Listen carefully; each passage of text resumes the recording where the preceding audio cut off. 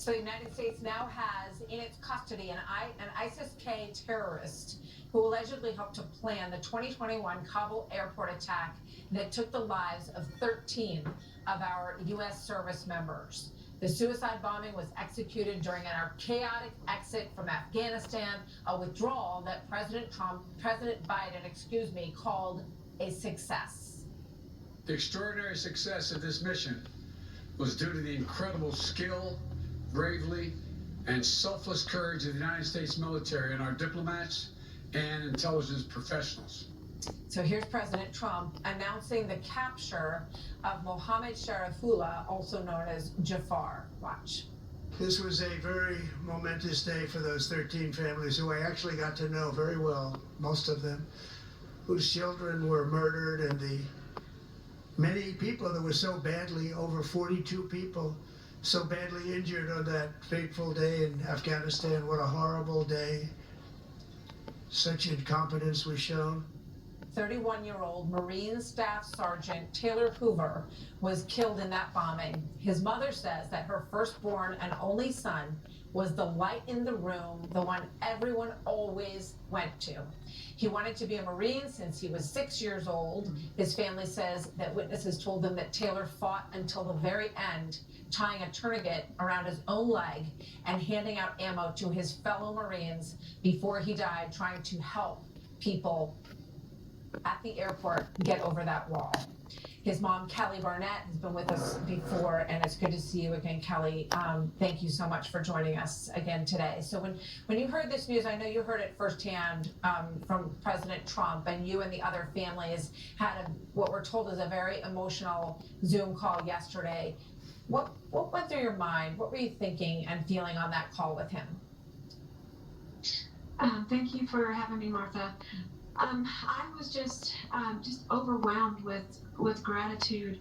I mean, just the feeling of being heard, being remembered, knowing that my child's sacrifice meant something to the President of the United States, that he would remember his promises to us and he would keep his promises, and that we know that, you know, what we're doing to get answers and to get accountability is moving in the right way.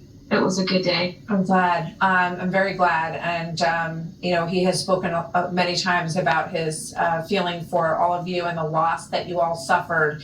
This is President Biden on the day of the bombing with his reaction. For those who carried out this attack, as well as anyone who wishes America harm, know this: we will not forgive. We will not forget. We will hunt you down and make you pay.